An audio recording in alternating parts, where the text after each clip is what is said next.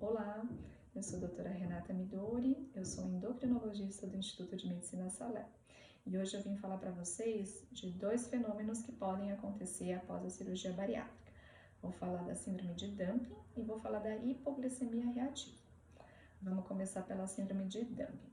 Então, o dumping, ele pode acontecer quando a gente tem a passagem de forma rápida do alimento do estômago para o intestino. Então, quando o alimento passa rápido do estômago para o intestino pode produzir uma série de substâncias que vão causar os sintomas do dumping.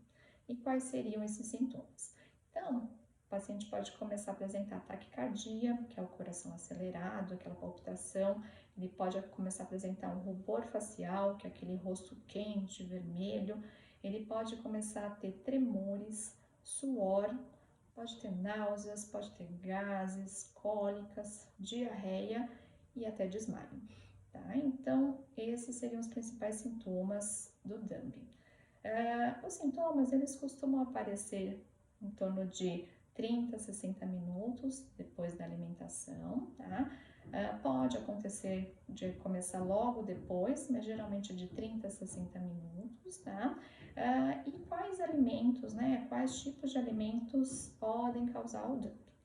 A grande maioria dos casos de dumping, o paciente ele fala que consumiu, né? Ele fala ter comido um alimento muito rico em gordura, tá? Então, a grande maioria dos casos de dumping tem relação com o abuso de gordura. Então, frituras, tá? Uma coxinha, né? Frituras no geral, carnes gordurosas, então picanha, linguiça, feijoada, tá? Então, alimentos muito ricos em gorduras podem causar a síndrome de dumping.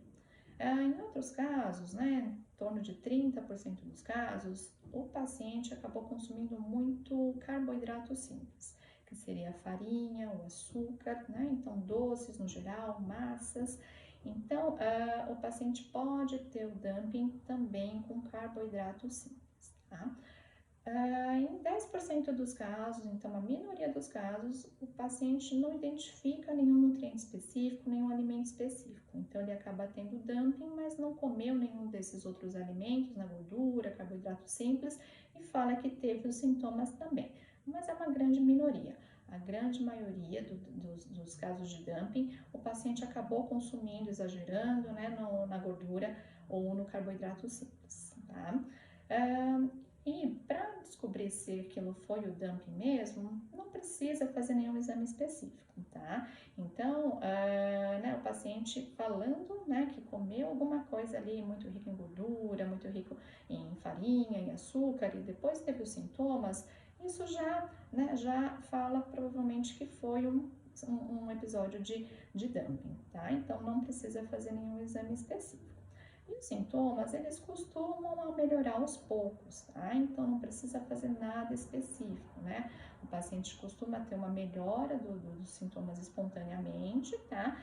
E é lógico que ele tem que tentar descobrir o que foi que ele comeu que causou esses sintomas, para ele poder evitar, né, de ter novos episódios novamente, tá? Então, o mais importante ele ter uma alimentação balanceada, né? Ele não abusar de gordura, não abusar de carboidrato simples, que aí provavelmente ele nunca vai ter episódios novamente, tá? Então, acho que isso que é o mais importante.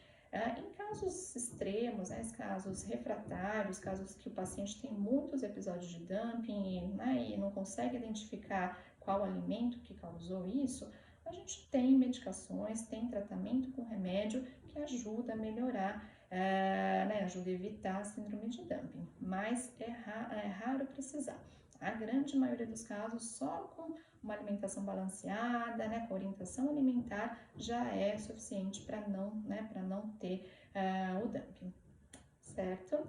E aí, falando sobre a hipoglicemia reativa, né, sobre a hipoglicemia, o que a gente tem? Na hipoglicemia, a gente tem uma queda da taxa de açúcar, né, uma queda de glicose no sangue após uma refeição muito rica em carboidratos simples.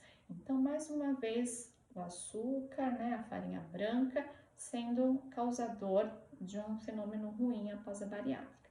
Tá? Então, Depois que o paciente consome esse tipo de alimento, ele tem uma série de substâncias produzidas novamente pelo intestino, tá? E isso faz com que aumente a produção de insulina pelo pâncreas, e essa insulina faz com que o açúcar caia, tá? Então, o paciente tem queda da taxa de açúcar e aí aparecem os sintomas.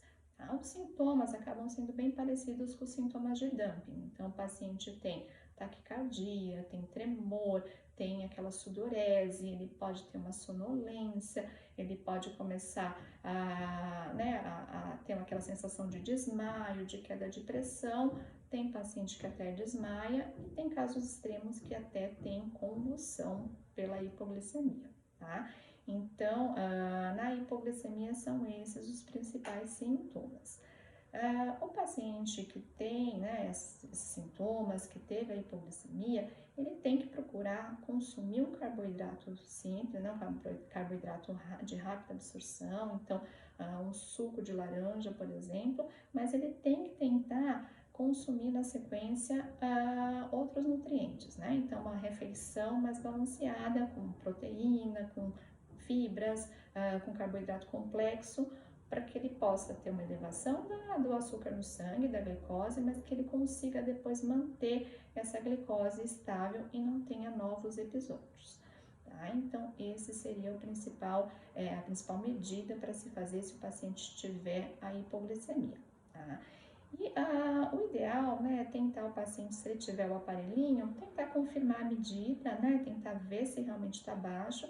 E a gente considera a hipoglicemia quando está abaixo de 60, né? Então, níveis abaixo de 60 miligramas por decilitro, aí a gente fala que o açúcar realmente está baixo, tá? Para evitar a hipoglicemia, lógico, o paciente mais uma vez tem que tentar sempre fazer refeições balanceadas, né, com muitos nutrientes, proteína, fibra, e evitar carboidratos simples, então açúcar, farinha, né, então evitando carboidratos simples, provavelmente ele não vai ter novos episódios de hipoglicemia. E assim, em alguns casos, né, também casos mais difíceis, casos que o paciente tem muitos episódios de hipoglicemia repetitivos, também nós temos medicações, temos tratamentos com remédio para tentar melhorar esse quadro, mas é muito difícil precisar, tá? Então, quando o paciente tem uma alimentação balanceada, tem uma alimentação equilibrada, sem grande abuso, ele acaba não tendo, né, a hipoglicemia e acaba não tendo o dumping.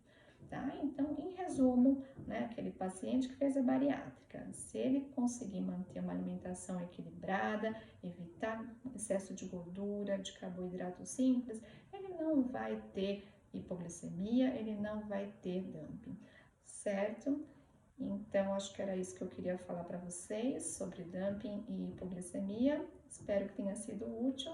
Se vocês tiverem perguntas, fiquem à vontade.